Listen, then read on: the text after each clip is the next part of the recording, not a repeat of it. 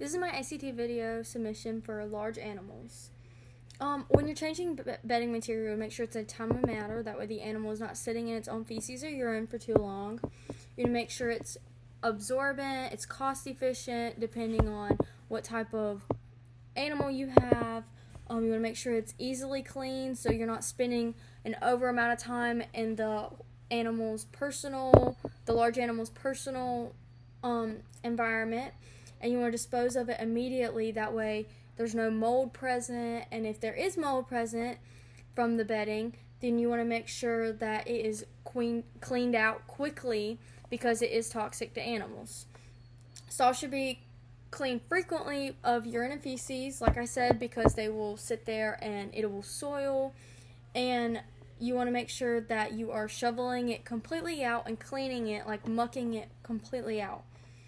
Different types of beddings you can use would be like pine or wood shavings. Typically they are 6 to 10 inches deep, depending on what kind of stall you have. And straw bedding would usually be a minimum depth of 6 inches, and pelleted bedding, which is usually layered from 5 to 8 inches. Safety hazards with patients or large animals in the clinic.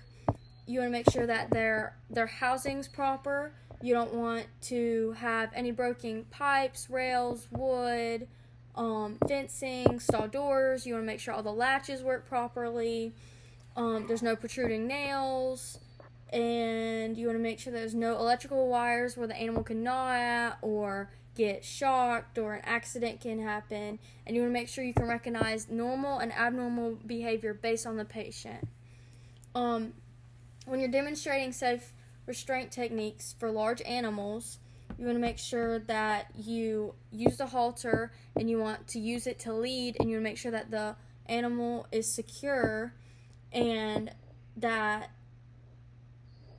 the objects around you are stationary for any procedures. So you don't want anything to be falling or like anything to be abnormal with the animal's environment that you are doing the procedure or exam on. You want to make sure that the lead is tied to any rails or stalls that are secure also. So you don't want to tie the horse to something and then it tries to get off the fence, and then the fence falls, and then you've got a whole scene that you have to deal with now. When you're releasing a large animal, you want to hold the lead rope around to make a circle with the large animal to the left, so you're facing the doorway. You want to make sure that the animal is not close to the door when you're taking off the halter. You want to make sure they're facing the corner or facing a wall, specifically away from the opening.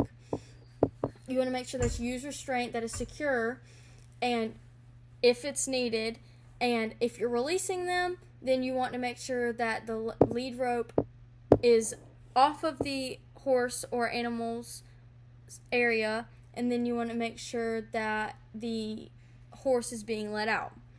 When you're properly haltering a large animal, like if you're going to go get it from a stall or something, then you want to make sure that you place the fixed loop over the horse's nose, and then you want to reach over with your right hand to grab the strap of the halter and secure it with the buckle. You want to make sure that's not wiggly or it's too loose, that way they can pull out of it. But you also want to make sure that you can fit 2 fingers so it's not too tight, and you don't want it to be too abnormal feeling for the horse. You want them to be comfortable in it.